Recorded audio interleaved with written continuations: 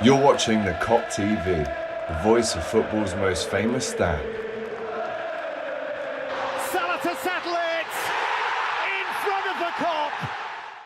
Welcome back to the Kop TV, the voice of football's most famous stand. Big up to everyone who is recently subscribed to the Kop TV. We're just about to hit 29,000. So make sure if you're watching this video, you like it, you leave your score prediction, your team lineup prediction as well, and of course subscribe to the Kop TV as well. You know it makes sense. And if you want more Liverpool chat, the Discord link is in the description right now. So head over to there. We keep it going, people. It's 24/7 in there. We've got a nice little army of Kop TV ites in that Discord group. So make sure if you want to talk more about Liverpool, you click that link and join us. Right, let's get into this one.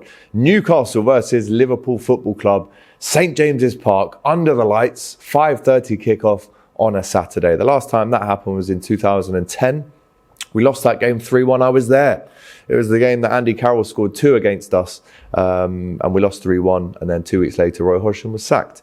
So hoping for a lot better than that on Saturday night. 3 wins out of the last 5 against Newcastle in all competitions. We won at St James's Park last season thanks to a scrappy Naby Keita goal, which was at the very business end of the season. So it was a very important win.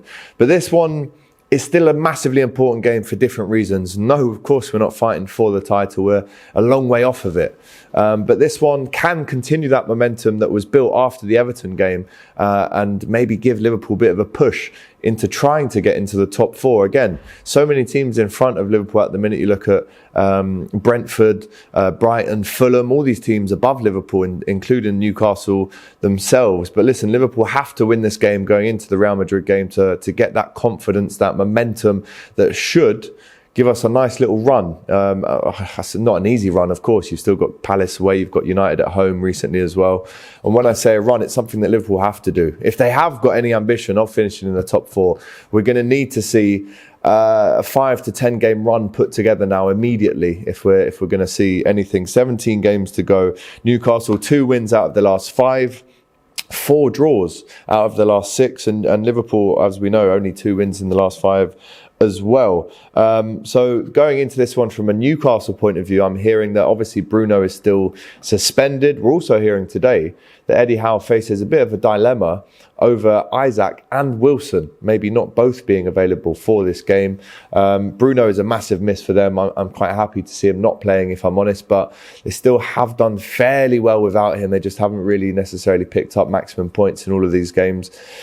2 ways you can look at this game. Newcastle don't concede many goals and they haven't lost at home this season, which you have to give them respect for. So that's 2 sticking points that Liverpool could come undone with. However, 11 draws in the Premier League this season for Newcastle, and with the likes of Bobby Firmino coming back, I mean, before he got injured, I think it was 7 goals in 14 games in the Prem for him. I've seen Diogo Jota come back. We've also seen Darwin score. Well, he didn't score the other night, but he assisted and looked very dangerous. Mo Salah scored. It was the best I've seen Mo Salah in months, if I'm honest, maybe even a year. The way he was cutting in, taking players on, shooting, got his goal, obviously. And we've also seen Cody Gakpo scoring finally for Liverpool in the derby. So Liverpool fans, 5 reasons for you to be positive about this game are the 5 strikers that are actually available for selection. We haven't really said that so far this season. Now, who'd you go with? Personally, again, team lineup prediction, I'm going with Alisson in goal. Has to be Trent. And I think, listen, you have to take your hat off to Joe Gomez. Had a really, really impressive game against Everton.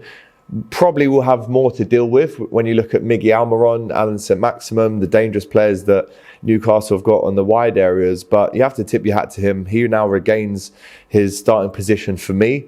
However, does he though? Because Virgil van Dijk was on the bench against Everton and he probably is now fit enough to start for Liverpool. So is it a Matip and Van Dijk situation? Is it a Gomez and Matip and you still let Van Dijk maybe be ready for the Madrid game? Who do you want to see in the centre of defence for Liverpool in this game? Let me know in the comments right now. Is it Gomez? Is it Van Dijk? Is it Matip? I'll leave that one to you. Left back, obviously, Robertson had a very good game against Everton. Back to his old self a little bit now, Andy Robertson. Now, the midfield, a little bit of a conundrum because traditionally Henderson maybe wouldn't play in this kind of game, but I think being a Mackham lad, I know he really doesn't get on with the Newcastle fans. He scored there for Liverpool in the past when we won 6-0 back in 2013. But I think you have to start him. You definitely start Stefan Bajcetic, without question, easily been our best player in the last few months for Liverpool. So he gets a start for me. Again, let me know who joined him in that midfield, because Fabinho didn't have the best game against Everton, probably the worst player on the pitch.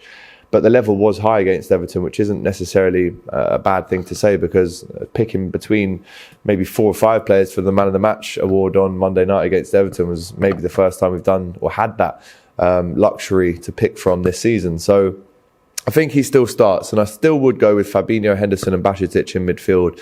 And then up front, here's a dilemma, a good dilemma to have finally for Liverpool. Do you stick with Cody on the left? Do you put Darwin out on the left? Who do you play through the middle? You could play Bobby, you could play Jota. Obviously, Salah plays. I think Darwin and Salah definitely play. Whether Darwin plays through the middle as a 9 or out on the left, again, let me know in the comments what you would rather see. But I think maybe because Gakpo scored in the last game, you stick him in, and then you've got the likes of Bobby and Jota to bring off the bench, which is definitely a nice headache to have. Now, again, off the bench, Harvey hasn't necessarily featured as much recently. Fabio Carvalho scored the winner against Newcastle, let's not forget, back before the World Cup. So he could come on and have an impact. That's 4 brilliant subs you could bring on there. And then the likes of Tsimikas, the likes of another central defender will all be on the bench. Ben Doak out, still injured. And Luis Diaz, who has come back to training, guys. He's not joining with the team necessarily, in terms of kicking the ball. But in terms of his individual rehabilitation, he is well on the way to coming back. And I would say maybe a 2 to 4 week period until we see him back again, which would be incredible. I've missed him so much. What a player Luis Diaz is. We've almost forgot how good he is because he's been away for so long. But again, another name to come back, maybe for the second leg of the Madrid game. So now we're looking at getting this win, going 6 points behind Newcastle. If I look at the table now, they're on 41. We're currently on 32. Liverpool have only had 9 wins this season. But Newcastle are still in 4th with 10 wins. So it's not totally out of reach, people. And if we win this one, it takes us to 35 points. That would move us above Brentford and level on points with Fulham and Brighton. So that gap would be closed.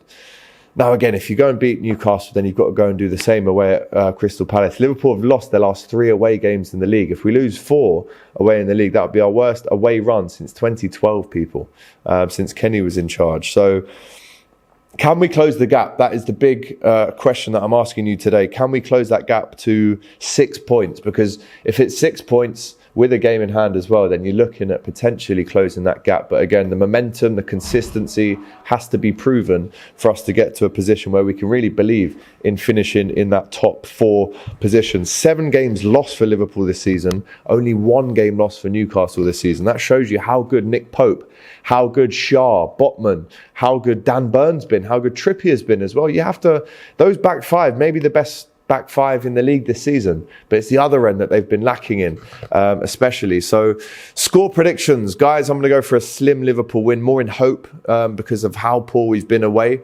Newcastle could easily beat us in this game. We could get a draw in this game, but I have to, just because of the situation that we're in, because of that massive Everton win, I'm going to have to go for a Liverpool win again.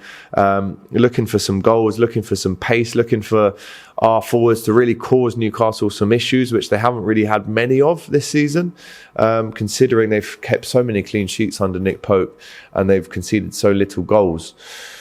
But I've got to back the boys. I'm going for another Mo Salah goal. I know he's up against Dan Burn, which is going to be very difficult, especially physically, aerially. How he's going to compete with Dan Burn, I'm not too sure. And Newcastle were defensively astute when they came to Anfield, let's not forget. So they're gonna be strong defensively, but I'm still backing the boys to find some gaps and be clinical. Looking at Darwin to get back amongst the goals. I'm looking at Bobby to help out. Again, he scored against Newcastle earlier on in the season, maybe from off the bench. But I'm still backing the boys. Come on, Liverpool. Massive game, this one. Let's now have a look at this game from the Newcastle point of view. My old mate, Matty Renton, gives us his thoughts on the game. Take a look. What's going on, everyone? Matty here from the Magpie Channel TV. Windy settings, Windermere settings, Lake District business on a boat. As you can see, big up Alex and the Kop TV doing this one for him nice and quickly ahead of this weekend's game. Big game at St James's Park, 5:30 kick-off. And the only team to beat Newcastle at home is Liverpool in the past, 13 Premier League games. That was back in last April. We got beat off Liverpool at home. And then the only team to beat us this season is Liverpool at Anfield, that 98th minute winner. 17 Premier League games unbeaten since then. So I'd say we'd fancy with chances, but without Bruno, and we are living in a League Cup hangover. Ever since we got to that final, we just haven't been playing that well. You know, we've been drawing games for fun, draw Castle United at that fringe. We've been drawing games for fun, you know, it's just we haven't been doing enough in front of goal, critical. The defence has still been brilliant, but we're not doing enough to win games, drawing too many games.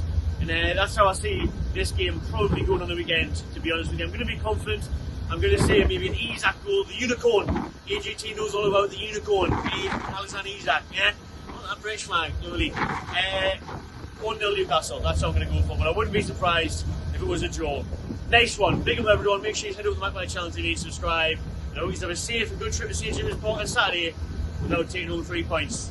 See you tomorrow. Well, thanks, Matty. Very interesting thoughts for you. Remember, guys, please like the video. We're going to be back after this game. Myself and Doyle will be giving you an instant match reaction straight after the full-time whistle goes at St James's on Saturday. And then don't forget a massive preview in the bag on Sunday with Raul as we head into a Champions League week and play Real Madrid. Of course, the podcast is still to come next Tuesday before the game itself. And then, as you know, we've got more videos coming out before that Palace game on Saturday next week, 7:45 kickoff that one. So 2 late Saturday kickoffs in a row for Liverpool. How will they deal with them? Please, as I said, make sure you comment with your score prediction. I want your lineup prediction as well. And make sure whilst you're doing that, please do subscribe to the Kop TV as well. Quite close now to 30,000 subscribers. So praying, hoping for a bit of consistency now, a bit of passion now from Liverpool to really back up that performance against Monday night. We don't want to say, well, it was Everton, it was a one-off win, we've gone back to drawing or losing against Newcastle. No,